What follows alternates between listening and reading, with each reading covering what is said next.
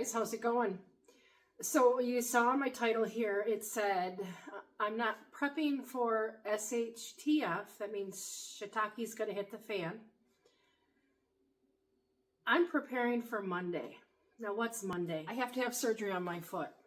I knew probably about a month and a half ago, that I've got a bone spur and something with the tendon. Doctor had me do some exercises. I went back in and doctor said, okay, you can stop wearing your boot. You know, I was feeling a little bit better. And then I put on a pair of shoes.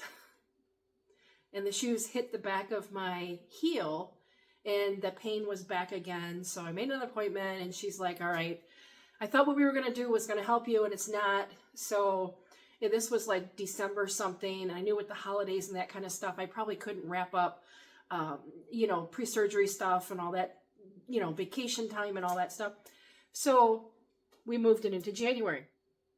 Got it scheduled for January 20th. So this whole month, prepping meals, prepping side dishes, ensure every piece of laundry is caught up to make life a little bit easier, you know, for my downtime, which is going to be 3 weeks of non-weight bearing. And then the recovery time, from what I'm understanding, is going to be a little lengthy. So I'm just trying to button up some things, some deeper cleaning. So when I talk about prepping for, you know, or prepping or being prepared, you know, instantly people will say, well, what are you preparing for? And I always come back with stuff like, you know, we live in Michigan, you know, we can lose our power, or it could be whatever, where DTE comes out and says we're going to turn your power off for a couple days, you know, whatever it is. And that's what comes to people's mind. Or we have a snowstorm coming and they think, you know, we're going to lose power for a couple days. And that's likely, it's pretty likely. But when I say, and it's been great because I've been able to say, well, look at my foot. You know, this is something that is pretty likely that, you know, you're going to have something happen where you're going to have some setbacks. You're not going to be at full capacity. So it's nice to have things prepared for situations like this.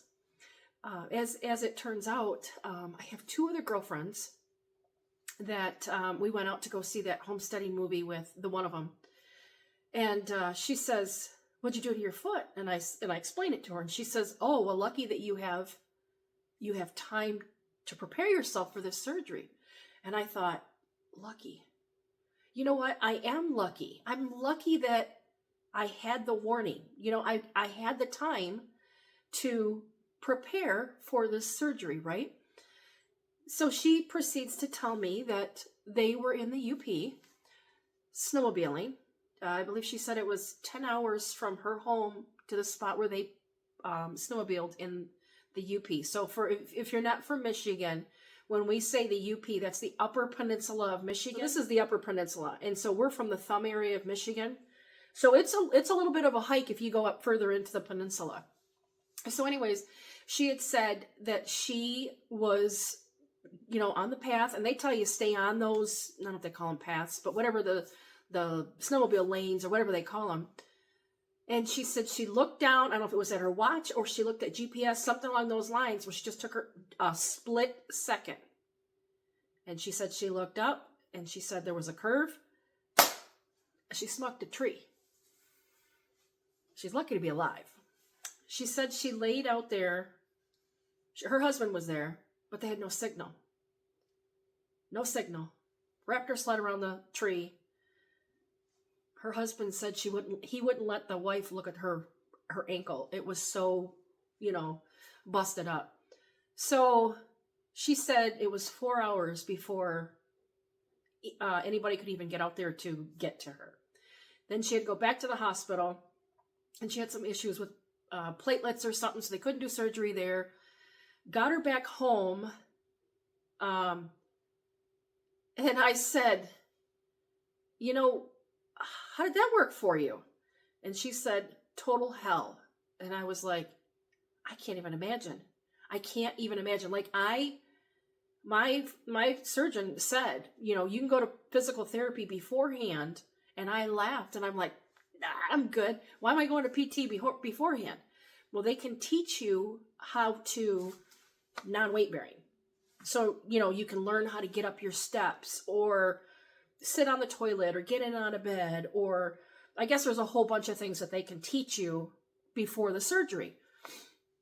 And I had said, no, I'm not, I don't need PT beforehand. You know, I really thought it was just, they want money from me. So I got home and I start practicing this stuff. Oh my goodness. This is no joke.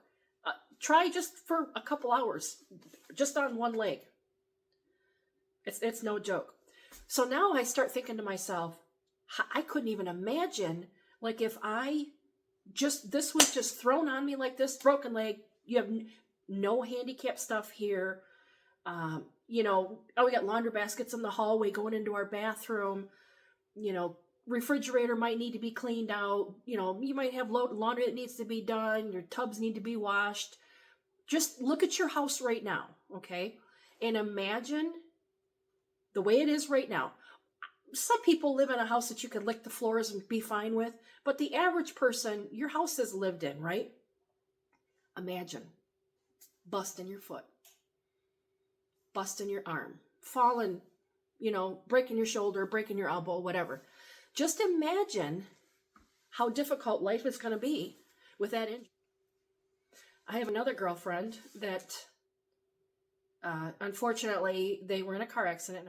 She suffered significant injuries to her hands, her feet, face. Her children were messed up. They survived. The rest of them survived. And I asked her, what was life like once you got out of the hospital? Like getting home. And in order to get up into her house, you have to go, well, there's 20 steps one way, 20 steps the other way, I don't know. Or 10 steps up, 10 steps the other way, I think it is. And I just asked her, I'm like, what was life like after that accident? Both of them said the same thing. They wish they'd been more prepared. They wish they had their freezer stocked. They wish that they had, you know, things caught up. They went through their food. They, you know, the one girl, Heather, had mentioned that, you know, and she's a canner. She had said that having her home canned food in her pantry was comfort food for her children. And it was so, not that I can say that it was overwhelming, but it was like, I'm really fortunate that I have time to prepare. You know, both of these ladies and their families were just like the rug was swept out from underneath of them. And because they both were prepared, they both said not prepared enough. I don't know if that meant food, house, laundry, money, you know, whatever, but they weren't prepared. So it's really had me thinking, what is being prepared all about? And it's not for stuff hitting the fan. I mean, it is, but it's for everyday life. It's for the warning that you're going to have surgery. I got a friend of ours that I grew up in my town, you know, that we moved from, just posted on Facebook that it had said crap happens, and there's a picture on there with, I think it was heparin or whatever, something that he was getting an infusion for. And it said that he felt like he woke up and he felt like he had a lot of weight on his chest. We know what that is, you know, likely heart attack, caught early, you know, caught in enough time where he didn't pass away. But these are things, guys, that when we talk about being prepared, think about things, everyday things that you hear, something happened to your friend, or, you know, you see something on the news, and you can't make yourself crazy on it, but it sure is comforting to know that I'm going into surgery on Monday. My laundry will be caught up. My bathrooms will be clean. My, you know, the spring cleaning stuff has been started. I've got extra food made up.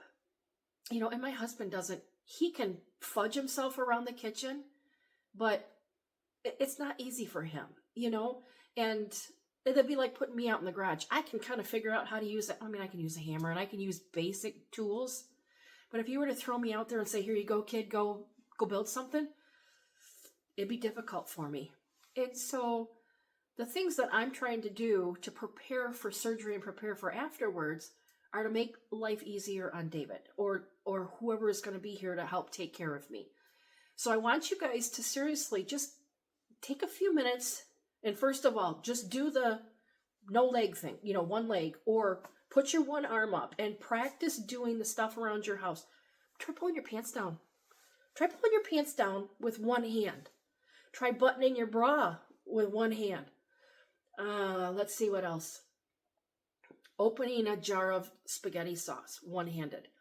These are all things, guys, that if we lose one of our arms, we use the loss of one of our arms, even for a week or two. It's not fun.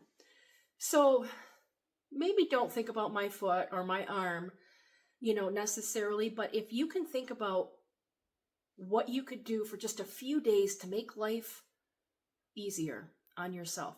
Matter of fact, this last month, I was going to try and do this video, and I was going to try and record, you know, the things that we're doing and making the meals and putting stuff up and, you know, how we're doing the steps so that I can get in and, you know, the different things we're doing.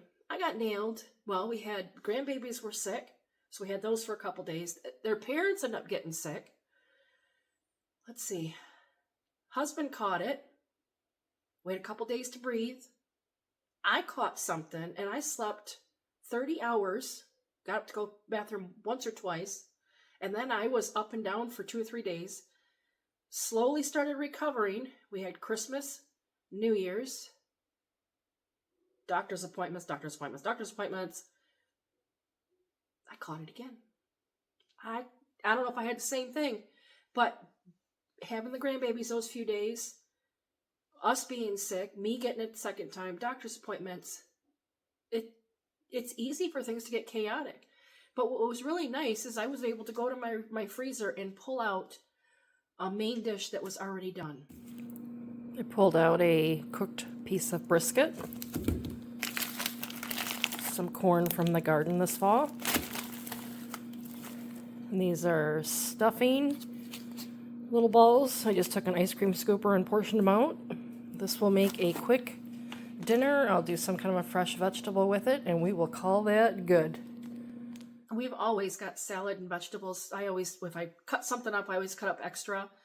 So I had a salad plus some cut up vegetables ready. I could literally, in 5 minutes, had dinner on the table because I was prepared. I had things ready for when I'm short on time like that. So guys, I want to encourage you, think about these things that we're sharing because these are real life things. You know, we talk about being prepared. It's not being the prepared kind. It's being prepared for everyday life happening. So these other things that I'm thinking about, guys, are financial. You know, if you can squirrel away even $20 extra a week, put it away. Put it away for the rainy days, guys, because none of us are going to escape this life without having something that if we can prepare for it, and we can't prepare for everything, guys, we can't. But let's look at what's likely to happen. You know, and if we're going to be down for 3 or 4 weeks, what would make life easier?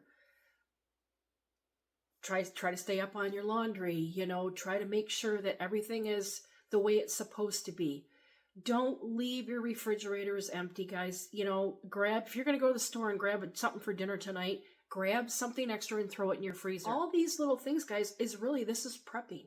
You know, it doesn't have to be this, ooh, you know, I'm a prepper type of thing. I know preppers that if the world ends tomorrow, they would live and create their own little community and they'd be completely fine. That's probably not the majority of people. A lot of the people that we deal with about prepping, it's about everyday things, mainly financial stuff.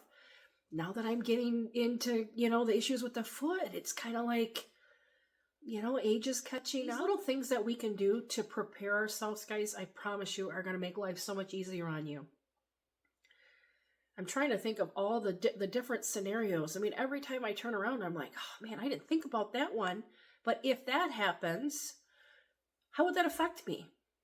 You know, my neighbor, she's got a baby due any day now. And her husband's going to be off for a little bit of time. This is baby number 3. She's going to have some nights where she's not sleeping, or her toddler's not going to bed on time, and she's lacking sleep.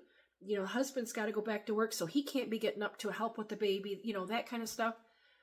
So something like that, you got a baby coming. Squirrel those meals away. Squirrel the money away. Put some food away. Make life easier on yourself. So, you know, you guys, if you can, throw some comments down there and tell me what you're doing, or jump on the Facebook page. Guys, let's talk about this. What are you doing to prepare your house? What are you doing to prepare your family? You know, are you just feeling like you're, I'm having a funky kind of a day and I don't feel like making a full spread. I don't feel like whatever. But I can go to that freezer and I can pull out a pan of lasagna that's already made. I can open up a bag of lettuce or open up my vegetables that are already cut up, throw it on the table, and I'm taking care of my family. So this is what prepping's about, guys. It boils down to making life easier. And for me, I'm prepping for Monday. All right, guys, so until next time, keep on keeping on.